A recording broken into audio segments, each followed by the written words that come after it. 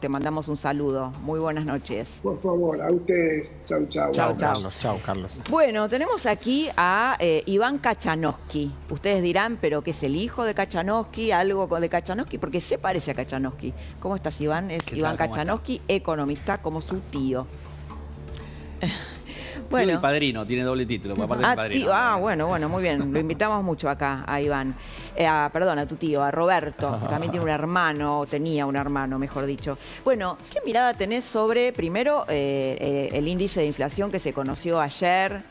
Algunas dudas que tiene el mercado sobre el modelo económico de Milei. El tema del consumo. ¿Cómo ves todo este paquete? Bueno, empezando por inflación, a ver, lo positivo sigue siendo que en términos anuales sigue bajando, ¿no? Obviamente que eso hay que celebrarlo porque era una de las promesas del gobierno, la sigue cumpliendo.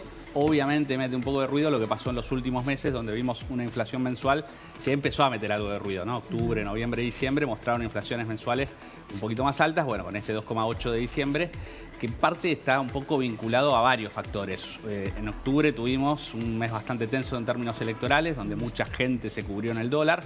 Yo creo que estamos viendo un poco el coletazo de eso. Hubo mucho incremento en el precio de la carne durante diciembre, sobre todo, que eso afectó.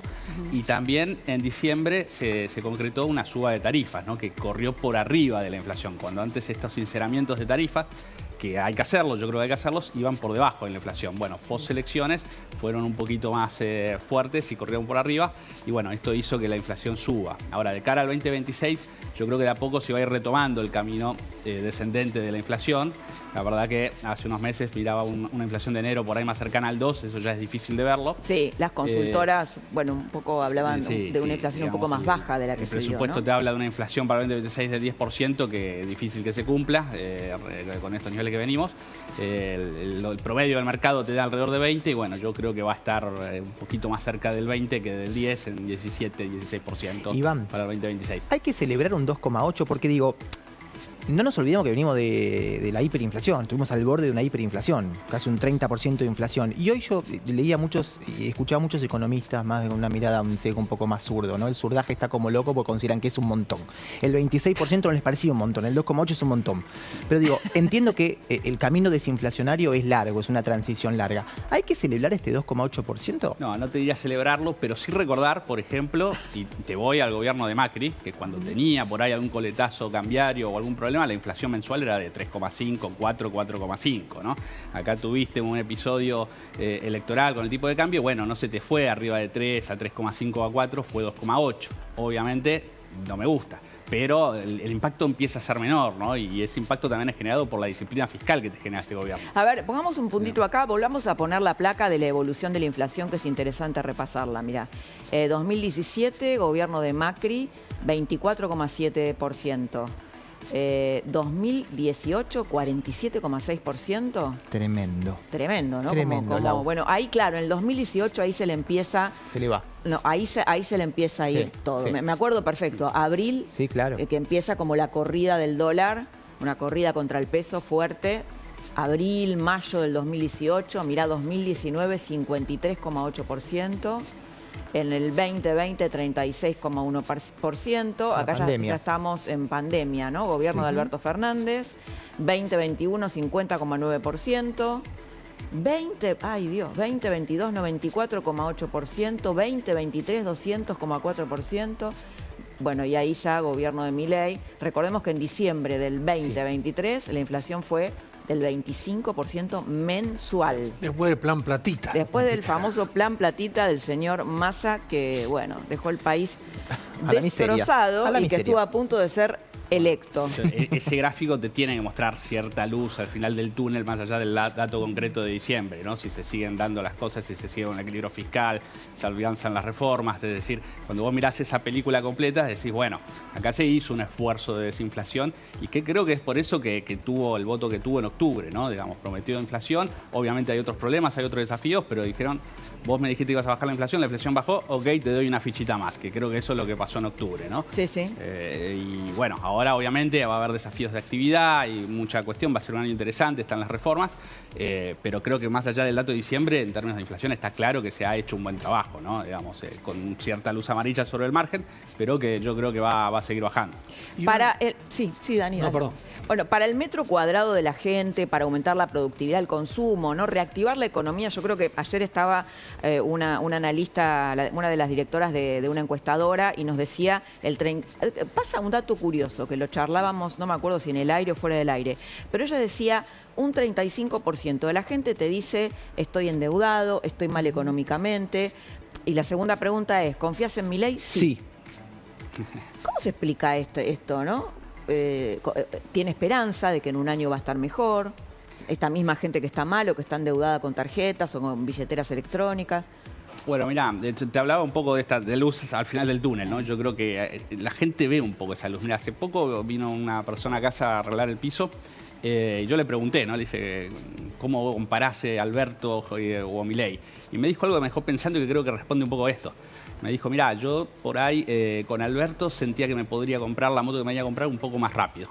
Pero si Javier Milei me baja la inflación y sigue aguantando la economía, yo voy a votar por Javier Milei.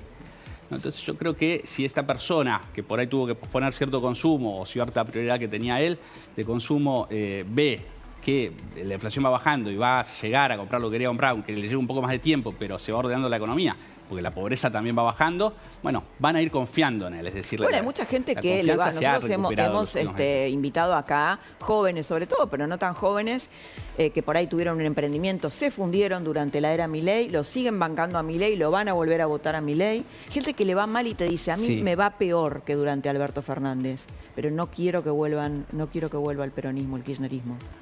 Sobre todo el kirchnerismo, ¿no? Porque es sinónimo de corrupción.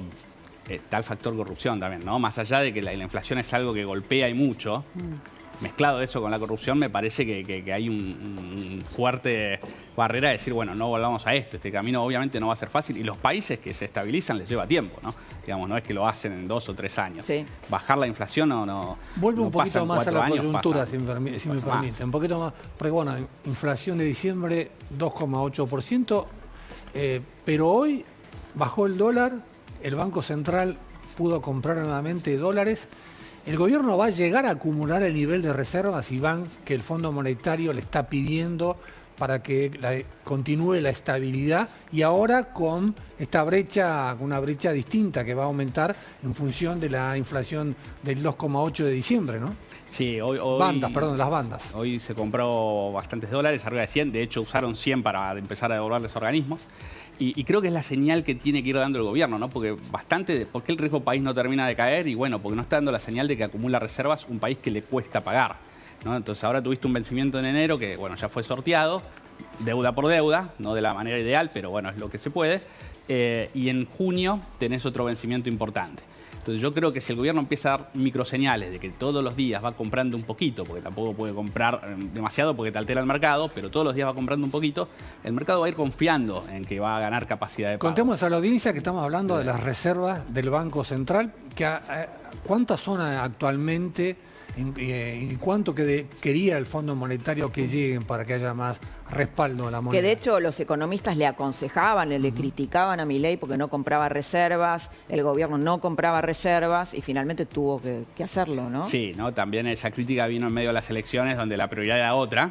Está bien que el gobierno, de alguna manera, si querés ningunear un poco, no, las reservas no son importantes. Te veo bastante mileísta a diferencia de tu tío, ¿eh?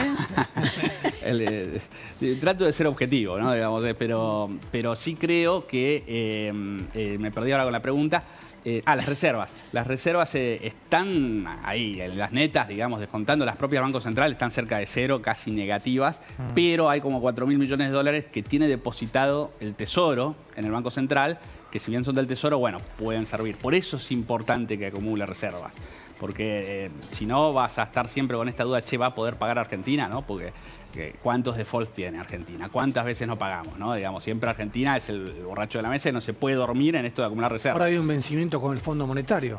Hay vencimientos con el Fondo Monetario, pero van a ser mucho menores de lo que tuvimos en enero, ¿no? Y si van haciendo estas microcompras, eso se va a poder ir manejando. Y por ahí se tendrá que cambiar deuda por deuda a una tasa que no es la ideal, pero va a ser por montos no tan altos.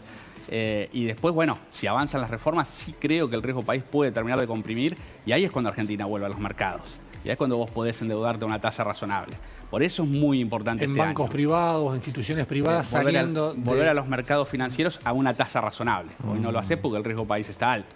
Está ahí en 600. Vos tenés que lograr que caiga a 400. Si cae a 400, y eso las reformas, si avanzan, te lo pueden permitir, reformas en serio, ¿no? De maquillaje, Argentina podría volver a los mercados financieros y dejás de depender del fondo de Estados Unidos y empezás a depender de vos, ¿no? Como cualquier país que está estabilizado. Bueno, hablando del mundo, hablemos un poquito de Irán, lo que está pasando en Irán, una